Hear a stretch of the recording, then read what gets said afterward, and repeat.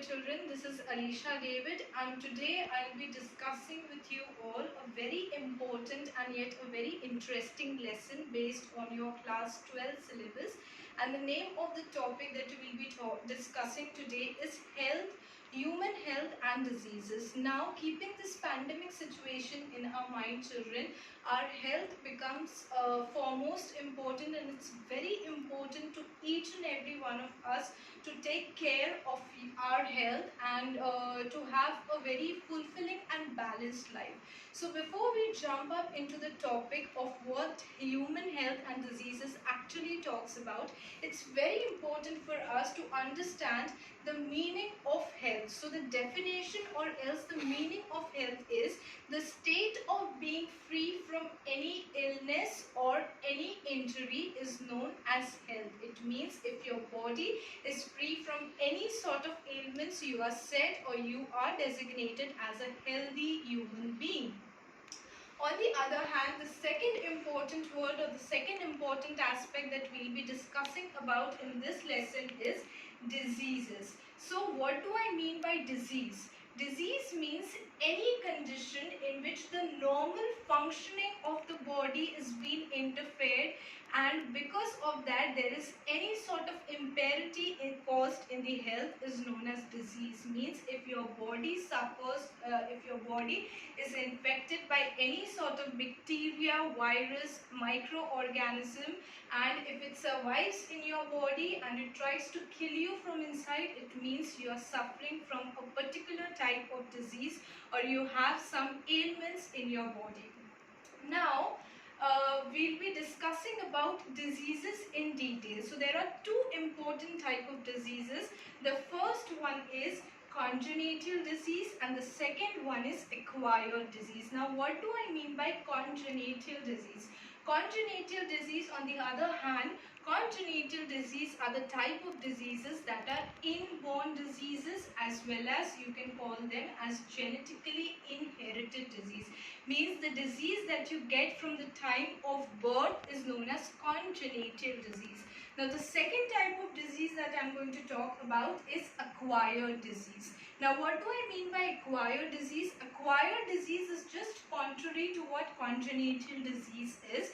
It means acquired disease are not inborn disease and they are not inherited disease. Means acquired disease are not passed on from one generation to the another. You develop the disease at a particular age when the entry of any bacteria or pathogen is there inside your body. Now, the two type of diseases that we just discussed about, these two type of diseases are again subdivided into various categories. So first, let's talk about congenital disease. Now, what do I mean by congenital disease? Congenital disease are again divided into two subtypes. The first one is the genetically mutated disease and the second one is the chromosomal mutated disease. Genetically mutated disease means it from the genes, if the disease is passed on, it is known as genetically mutated disease, and the best example for that is color blindness. The second is chromosomal mutated disease. It means the disease that are caused by either change in chromosomal number or else in the positioning of the chromosome. These type of disease are known as chromosomal mutated disease, and the perfect example for this is Down syndrome. Now, just like congenital disease has two subdivisions, similar to that, even acquired disease is being divided into two subparts. The first one is communicable or infectious disease, and on the second hand it is non-communicable or non-infectious disease.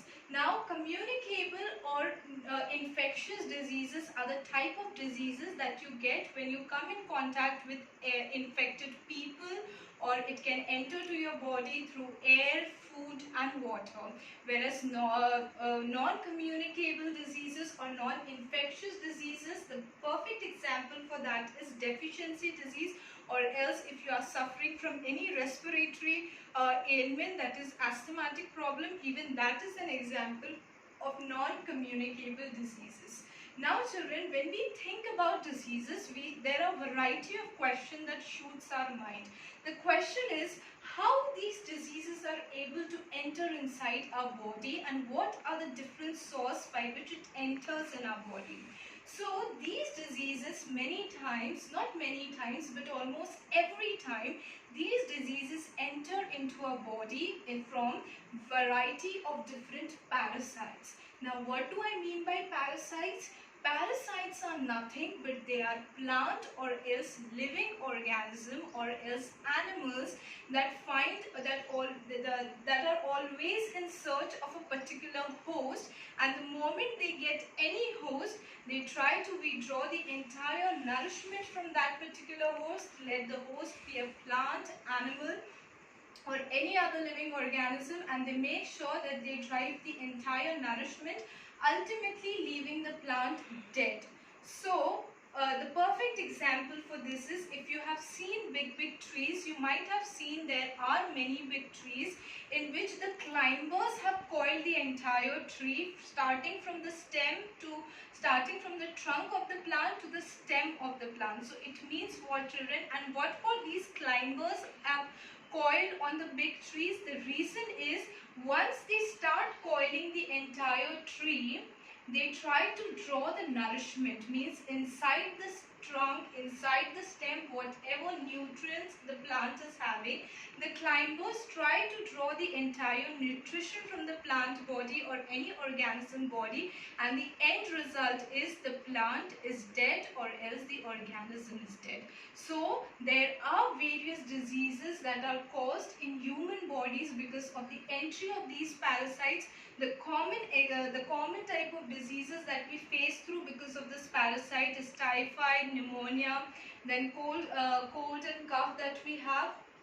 So these are variety of diseases, children, that are caused by different type of agents. I hope that the lesson finds a lot of meaning for you. Stay safe and take care of yourself. Thank you so much.